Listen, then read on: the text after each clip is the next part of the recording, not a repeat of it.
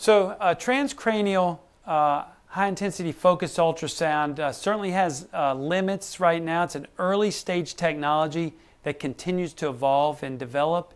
Right now, the acoustic energy is optimally focused deep inside of the brain and not so well more superficially or to more cortical regions of the brain.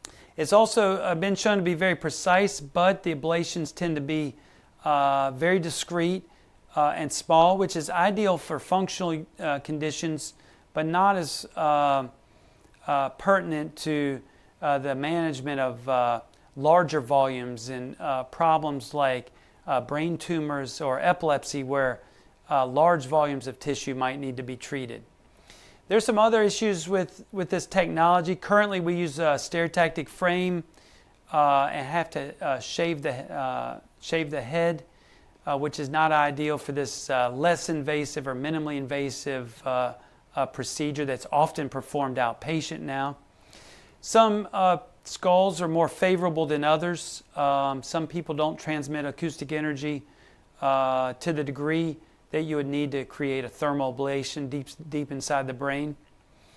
I mentioned that MRI is very nice for monitoring the treatment, but it does have some downsides as well.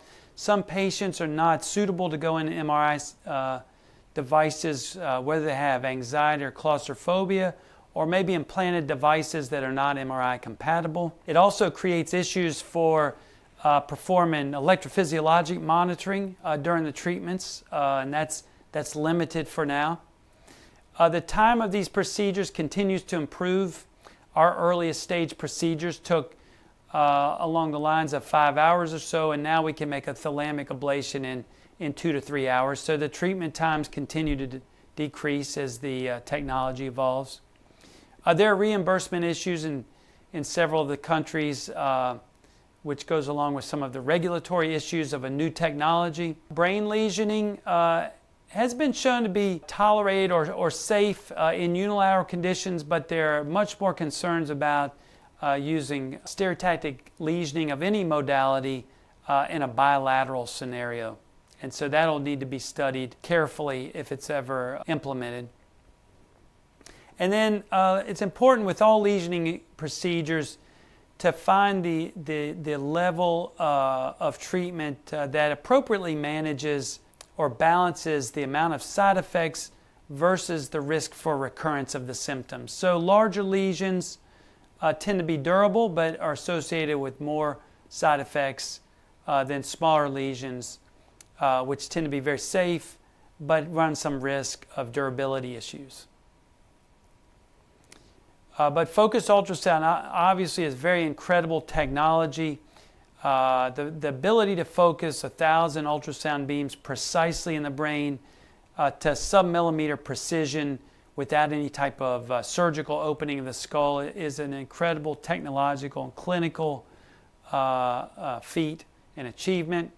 This technology could be nicely used to perform lesioning of different contours, where you could make three-dimensional adjustments in the lesion and beam shape or shape the treatment to complex shapes and volumes. And then there's possibly the ability of using this technology in different ways besides high-intensity thermal ablation purposes. And so I mentioned the early stage clinical trials that have been used for movement disorders like essential tremor and Parkinson's disease. There are several other neurologic and psychiatric conditions that are also under investigation now at early stages. Obsessive compulsive disorder is a condition which has been shown to benefit from stereotactic lesioning of the anterior limb of the internal capsule, and that's been performed successfully in Korea by Jin-Woon Chang. There are epilepsy conditions which affect the deeper regions of the brain or the subcortical regions, which could be nicely targeted with this technology. Just like the early procedures of Daniel Jumonod and Ernst Martin in Zurich performing medial thalamotomies for neuropathic pain conditions, There are other clinical trials being organized in an attempt to replicate their results. And then obviously patients with brain tumors would be interested in this technology where a deep-seated lesion or ablation in a tumor could be made without any type of craniotomy procedure. I think an important potential of this technology which would aid clinical treatments would be the ability to use ultrasound differently than just for thermal ablation. And so everything that I mentioned so far has been centered around the idea of high-intensity focused ultrasound causing heating and thermal and tissue ablation.